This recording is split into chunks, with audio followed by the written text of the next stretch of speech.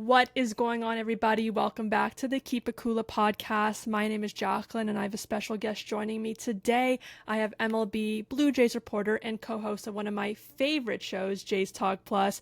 Welcome to the show, Julia Kreuz. Thank you for coming on, Julia. How are you doing today?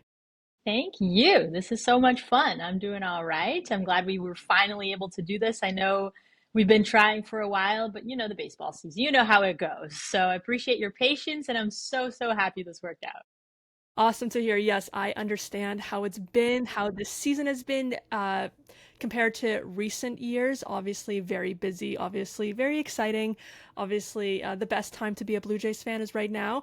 So it's been a fun time. Obviously, so I mentioned right away, Jays Talk Plus. Listen to that every day, every chance I get. If it's live on the radio or if I listen to it on podcast after, I make sure to listen. I had Blake on a little bit ago. I had your buddy Keegan Matheson on a bit ago. I had have his book over there. I have all the uh, I have all the Blue Jays people coming on because it's the best times. To begin, I want to start kind of early with you because I don't get a lot of women on the show. I don't know Yeah. why. I've had a lot of men, which have all been great, and I love it. But as a female in the sport media world, I want to have more women and I want to hear more stories of them. And I want to kind of know your origin story to become a baseball personality in a very male dominated field. Yeah, first off, thank you so much for listening and for promoting the show. We really appreciate it. That's Yeah. lovely. Yeah, it's kind of a weird one. I get kind of asked about this a lot when people learn that I'm from Brazil, born and Hmm. raised. Yeah. It's not what you'd expect, right? You'd expect soccer. And listen, I did grow up watching and playing soccer. That's all great. Definitely my first love is kind of how I refer to it. I think in a way it's good that I didn't turn that into my profession, kind of keeping that first love separate from work and work life and everything that comes with it. Because listen, I love baseball for sure, but it adds a layer that's, there's certain things that kind of need to be kept separate in my opinion. Growing up in Brazil, didn't really have access to baseball. I didn't really know what baseball was when I was a kid. Most of my first contacts with the sport were because we kind of were part of this neighborhood club type of thing, and it was majorly Japanese population, Brazilian Japanese, and that is when and where I kind of came in contact with baseball for the first time because that's where baseball is at in Brazil. Is it's within the Japanese community. That was interesting and a cool entry point to the sport. Uh, Eventually we got ESPN, and that is when I started watching baseball and realized just how complex the sport was and how Yeah. awesome it was. Yes. So that was the point where I was like, I need to know and learn everything there is to know about this And because what it's what just, team did you get did you get the most? yeah, mostly Dodgers. Yeah. Yeah, mostly Dodgers or Makes sense. Yankees, and then all of the playoffs, which was pretty awesome to be able to watch the postseason from start to finish.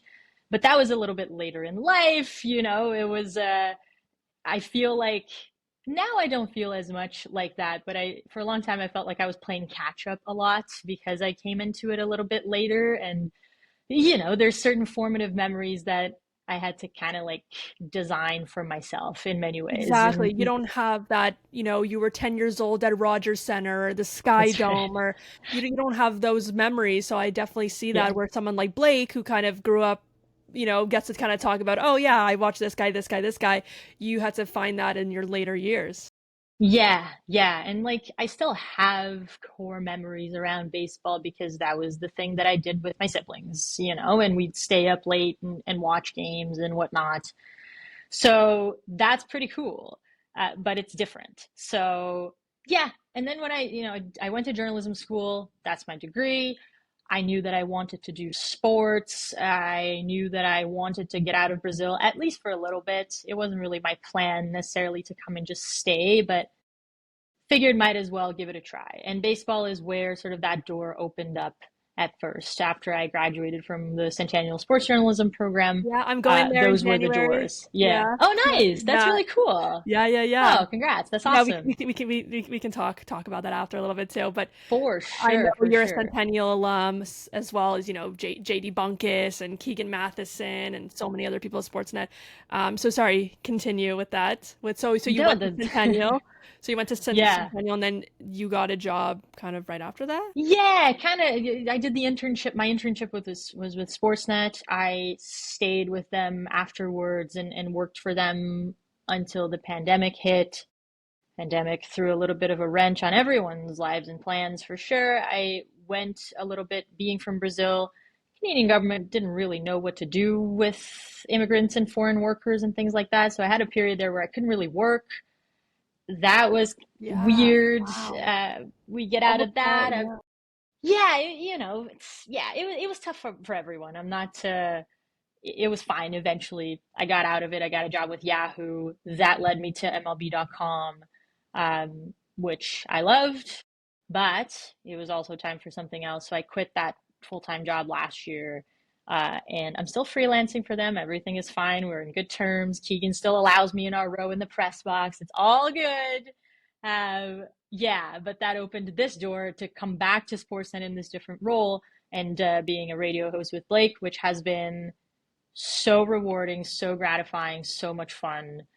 Yeah, the best time. It sounds like it. I get that positive energy every day with you two. You can tell that you both are friends and you both like each other's company. At least Yeah. it sounds like that, unless you guys are really good at faking it. But like, and it's also just to have, it's also just to have that you get to hear a woman on the radio as someone like me who wants to be in this field and I've been doing this for so long as there's not a lot of us in this field, obviously much more than there, back 20 years ago. It's a different world. It's amazing. But to have that perspective and being a woman in sport media, have you dealt with kind of misogyny and hatred, whether it's on Twitter or Instagram or just people calling in and whatnot? Have you dealt with that in the baseball field? Yes. Yes. And that needs to be said. I mean, it's not Yes. like it's great. It's awesome. Like, and we are in such a better place than we were. You read Keegan's book, the chapter about Allison Gordon, by Mhm. far my favorite chapter.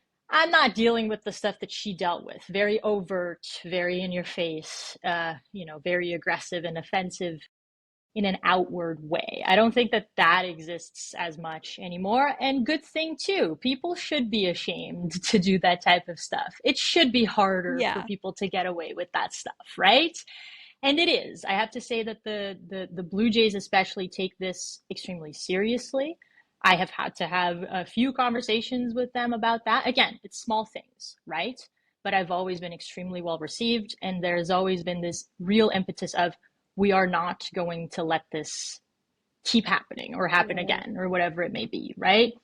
But yeah, 100%. There's still it's not just online, it's also in person. It's little things, it's little comments here and there that make you go, wait a minute. That was not in good faith that you just said that, you know? Things like that, which to me are the bigger problem than someone on the internet who's not showing their face. And like that exists a lot as well, a lot, Yeah. but Yeah. I'm not even looking at it. Honestly, it's just not something that I waste my time with because I kind of look around in my life. I'm like, this is pretty good. I'm pretty happy. I'm pretty satisfied with where I'm at.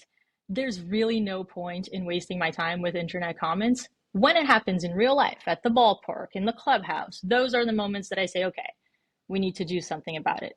I have done something about it. I'm going to keep doing something about it, but it needs to be said that it's still there, it still exists, and we're still dealing with it.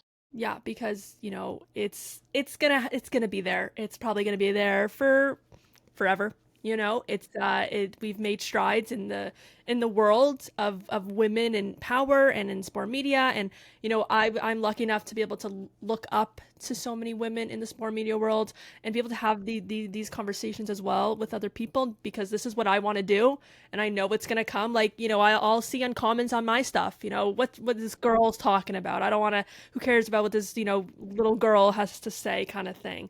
And that's always going to be there, but it's also wanting to be able to also surround yourself with the right people and the right people to support you, and having how you've explained how you'll say something when you realize, Yeah, that didn't feel right. that's a great point. And part of the reason why I feel so empowered today, it's not just because I've been doing this for over half a decade now. Like, that's obviously important in growing and just feeling more secure in yourself and understanding that it's okay to speak up about these things, because a lot of it is when you're first starting out, a lot of the time you feel scared. You feel like there will be negative consequences towards you as well. And that may prevent you from speaking up to certain things. Now, community is the best. It's the most powerful thing in the world. And to me, having a community of female baseball reporters, producers, whatever it may be, people who work in this area, um, finding that community, that group, a place where I can go, and it's a group chat because we're all over Yeah, the place, right? But it's yeah. like, guys, this happened. What do you think? And to hear the opinion of other women and to hear the empowerment that comes with that, that to me was huge. And so you are absolutely right. We need to talk about it and we need to be together, because that is the most powerful thing. And that is where change comes from. You talk about the women that you look up to. Maybe one generation ago, 2 generations ago, there were fewer and fewer women that we could look up to. That number is growing exponentially, but we owe it to them. We owe it to 100%. Allison Gordon to Yes. keep speaking up and to keep nipping these things in the bud as much as we possibly can. Hmm. That's the beautiful thing about this, is that now we're multiplying and we get to have group chats and we get to talk about it, right? Like, Yes, that's awesome. it's And awesome. there's real positive change that comes with it. Yes, and there's so many female-based websites now and brands, like the Together brand has blown up, and the WNBA is the biggest thing. Yes, there's a lot of Yeah. toxicity in that, 100%. But like, we're getting a team in Toronto really soon. We're going to be seeing a lot of great stuff. So I'm really happy to hear you say that and be so honest about, yeah, like there's still going to be struggles and we're still going to have them, but it's about having those people around you, whether it's man or woman or whoever it is, kind of supporting you and just making sure that if you know your stuff, you deserve a spot here. That's it. And that used to not be the case. So thank you for saying that. I do want to move on a little bit to some Jays talk. Yeah. Love female empowerment talk and have that all the time. But man, these Jays are something special. When I had Keegan on, the Jays were, I don't know, maybe like a little bit above 500, maybe. I can't remember what was going on back then. But now it's a much different conversation because the Jays are the number one in the AL again, right? We just passed the Tigers once It's again. Did true. that happen last night? They're kind of going back and forth, like, Yes, indeed. yeah, yeah. So I know you were off for some of this Red series, but we've seen some interesting games with game one and game two. Game one was kind of we got to see Hoffman in it again and do what sorry, yes, Hoffman was not in game one, he was in game two, and we got to see him have a great game. And that's been a big conversation. But then in game one, we saw the ballpen fall apart. And so, what do you see the Jays doing moving forward with this ballpen of how it's been very iffy? And there's a lot of questions if they're going to keep Hoffman. They put Nance in. Nance doesn't do well. You put Dominguez. You do Yariel, who's been off. What do you see us doing for the Yeah. postseason? Yeah. Listen, Blue Jays have a month to figure this out. It's when everything was going exactly their way and they were clicking and it felt like they could never lose again. There was a moment there where I was like, okay, this is going to normalize eventually, and the higher you climb, the steeper the normalizing will look, right? That hasn't happened. The Blue Jays surged and there was no huge drop off or anything like that. And to the point where it's like, okay, maybe this is who they are. Maybe they are indeed a well above average baseball team with real contention aspirations. That's awesome.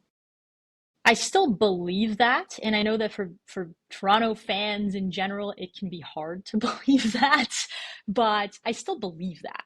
Now, the unexpected part in all of this is that the the relief corps just as a whole is kind of slumping at once. And there's different things. I think it's fatigue, at least to some degree, for some of them. I think it's mental for some of them. Um, I think it's just, you're trying to make adjustments and change your pitch mix a little bit, change your sequencing or whatever it may be, and that takes time. It's jarring when it happens all at once, and that's what makes baseball so random and at times unpredictable. Do I think that the Blue Jays will figure it out? I do, but this month is giving us a glimpse that maybe we didn't have before, that there are guys that you can trust more than others in that pen. So I expect Jeff Hoffman to be the closer, period. There hasn't really been a ton of talk about doing things differently, although we'll see. Maybe the game situation presents itself and we see something different. But I do expect the Blue Jays to stand behind him as the closer now and moving forward, Yes. right? And then from there, you kind of have to go with the hot hand a little bit. Who is it that you can trust at any particular moment? Well, Louis Varland just had 2 good ones in a row. Yeah. Maybe he goes back up a little bit in those rankings, and you give him a more high leverage outing. So Anthony Dominguez has, for the most part, been very, very good. He's wild at times. You have to live with a walk here and there, but he's been solid. The stuff is amazing, and he seems to have a pulse for the moment. He's done it in the postseason in the past. Great. So that's, 2 guys who seem to be on the up and up right now. Braden Fisher is going to come back up eventually. He's been very good for the Blue Jays. Do I see him as an 8th inning guy? Only if the stars align. I don't think that he is your guy, but he may give you some stability as well. These guys are too good to slump for too long. I know it's concerning right now, but the Blue Jays are still in first place. They're still finding ways to kind of keep the Yankees and the Red Sox at least at arm's length. They're going to figure it out. Until they do, it's going to sound as worrying as I'm laying it out to you right now. Yes. Yeah, you know what? I have to give a huge shout out to John Schneider too for trusting Hoffman and kind of putting him back in, after that terrible outing, kind of putting him in and then having a great ninth inning and just kind of seeing what of how this team believes in their players is really showing, and also just how much the guys love Schneider. He just seems like a great dude too. Like, other than just being a great manager, he always kind of says the right things. And, we've seen many managers in the MLB who say the wrong things a lot of times, say some wacky stuff. So I got to give him a huge shout out. And, with this game yesterday, we saw Barrios make his first start in 10 days or so. And he just didn't have it. He had a pretty terrible showing in just 2 outings. And then Lauer came in. Is there any possibility that we stick with the 5-man rotation, but we give Barrios that break because clearly he's dealing with something, whether it's fatigue or whatnot, and put Lauer back in that 5 spot? Yeah, I don't see that happening. I think the move is kind of the move for right now. Was that discussed? Probably. If there's one thing that we know about this team is that they discuss every single possibility. They are extremely prepared. But this is kind of the move, right? And we had this conversation today on the show. Okay, well, Barrios, maybe it was a little bit of fatigue. This isn't just this season thing. He has pitched more than anyone, right? Than any starting pitcher since his debut, and that is going to have a physical toll on your body. Maybe that's part of it. He's saying he's healthy. He's saying he's fresh and strong. John Schneider is backing him up on that. You give him a little bit more rest, whatever it was, 8 days. He comes back. He doesn't look like himself. So where do you go from here? Do you just give him 5 days or, just pitch on regular rest and see what happens? Are we talking about the difference between too much rest and just enough? I don't know. I don't have the answer. But the truth is that it does not look like Barrios is going anywhere in this rotation. I expect him to make his next start, everything to line up exactly as it is right now, because the Blue Jays have been, if there's one thing that we can say, is they've been very consistent with what they say is kind of how it goes. And so yeah, I think at least it provides some stability for the five guys who are in the rotation. They know exactly what their routine is going to be, and that is huge. That is important. We know. Gives Lauer a little bit more clarity as well. This is your role moving forward. We'll see where things go from here. The Barrios question to me is probably going to shape up as one of the most interesting ones in this final month of the season. I don't have an answer. If the Blue Jays had an answer, Barrios would probably be pitching better, but he's not going anywhere. So Yeah. certainly something to watch for in September. So definitely some anxious games will be coming up for a lot of us fans. We had a great couple days. Like we got to see, Bieber and Gosman, and Scherzer was dealing with back tightness against the Brewers. But, we have our aces on this team, and then to go from that to then see Barrios have, I don't know, one of the worst starts he's had in probably a very long time is pretty daunting when you're so high on the Jays, and this race in the AL East is becoming too close for comfort, I would say. Is there any chance we're going to see Trey Savage this season, this playoffs? That's the $1 million question Yeah. right now. Do we want to see him now too? Is that another question? Is that the right choice for him as a player and to become an MLB player? Do you want to throw him in now or wait? Yeah. Listen, there's no right or wrong answer, I'd say. I mean, one thing that we know about Trey Savage is that he needs a couple of outings to feel comfortable. His first outing in every new level has been a bit of a clunker, and then things kind of normalize. So you need to, considering that, you need to be careful about when. If you are going to do this, when you're bringing him up, and are you giving him enough time to get acclimated to the new level, to again make a move, like a literal physical move to a new place, into a new environment with new catchers, new pitching coaches, new teammates, and all of that. I think that that's something Environment? that Yeah. needs, totally, that's something that needs to be considered. He is not going to start if he comes up this No, season. He is no. going to come out of the bullpen. Well, the Blue Jays are giving him a little bit of a taste of the bullpen in AAA Buffalo. It's going well so far. Um, if the bullpen stays the way that it is, probably we are going to see, if I had to put my money on it, if things kind of stay as they are, where you don't really know who you can trust, kind of forces their hand a little bit, maybe trying something new and seeing what's up. I don't think Trey Savage, one way or another, is going to be a savior for this Blue Jays bullpen, but why not give him a look and see what he can do and see if he can help? It's not unheard of. Other teams have done it. The Tigers did it last year. So there is a legitimate chance, which is crazy. I can't believe we're talking about I this know. guy who is in his first year of pro ball, like for real.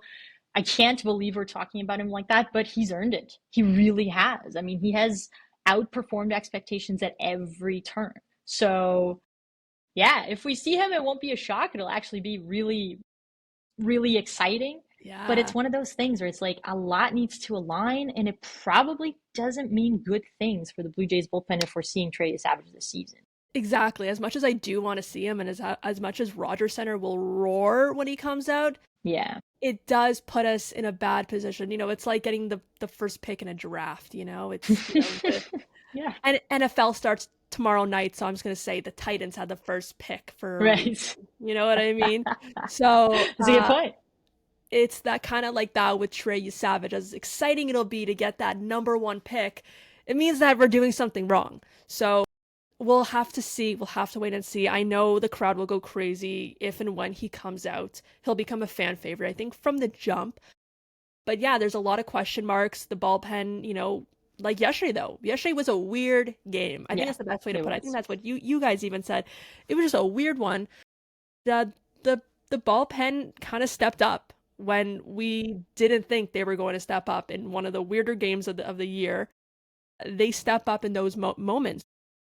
It'll be interesting, and we have the Yankees coming up this weekend. I'm kind of skipping this Red series. I don't mean to be, but listen, we got the Yankees coming up. Yeah.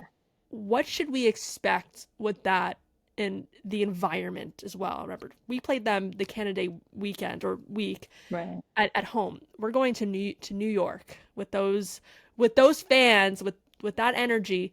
what should we expect from this team for that series? Yeah. Man, listen, if the series, both of them here at Rogers Center, were any indication, you can expect some drama. You can expect some aggressive managerial moves. You can expect Aaron Judge to be intentionally walked a lot. And expect a packed house of hostile Yankees fans who can smell the blood in the water if you let them. Right? So you need to be. But here's the thing, though: the Blue Jays have been locked in against this Yankees team, and I know that the first series of the year didn't go as well at Yankee Stadium. There was a doubleheader. It was kind of a weird one. It was the 52 pitch inning for or 56 or whatever it was for Kevin Gausman. Tough one all around, but the Blue Jays have dominated the Yankees since then. Yeah, And, they're and a they different have team kicked it now. into completely different team, a different mindset around this team, different energy, really. That is, no matter what happens, that is going to be a series that we look back on as a turning point, as something big is going to happen one way or another. We know that. And really, it's anyone's game. I like the Blue Jays' chances because, again, they have stepped up against good competition, especially in the division. But it's anyone's game. And it may very well be the series that defines the division.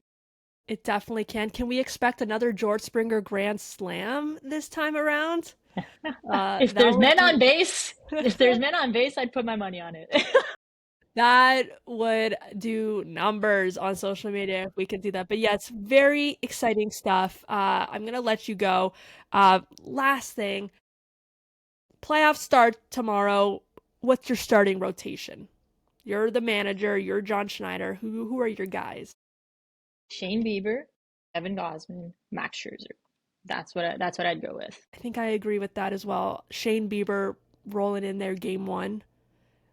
God, yeah, I like that. I like that. I Yeah. think Bieber's earned that. Listen, we've only seen him twice, and in both games he was lights out, and we're seeing him tonight as well. So that'll show. But I like Bieber in that game Yeah. one scenario. I Pretty think aggressive. Pretty if aggressive. I that's understand. the way, but that's what you want from this team playoff start. You want someone like Bieber, someone who we didn't even know if how he was going to pitch game one to then having Yeah. one of the greatest outings. I don't know what pitcher could have. Or probably the greatest first game of a post Tommy John surgery anyone has had. I don't know if there's stats on that of a post TJ outing like that. It was just fantastic. I like that. I like Gosman at second, and I like Scherzer at third. Scherzer, we've seen amazing stuff from him other than his last game, obviously, but that's a whole other story. He was dealing with an injury. I like that, and I like what we're going to see from this team. Julia, thank you so much for coming on. Once again, Julia Kreuz, follow her on Twitter at Julia Kreuz. Listen to Jays Talk Plus every weekday, Monday, Tuesday, Wednesday, Thursday, Friday. You can listen to it, Sportsnet 590 The Fan. You can watch it on TV. You can listen to it on podcast right after. You guys post them right after, too, which I love. Once again, Julia, thank you for coming on. Thank you. This was great. Appreciate it. All right, everybody. Once again, thank you for watching. Make sure to hit the subscribe button, follow on Spotify as well, and I will see you next time. Bye-bye.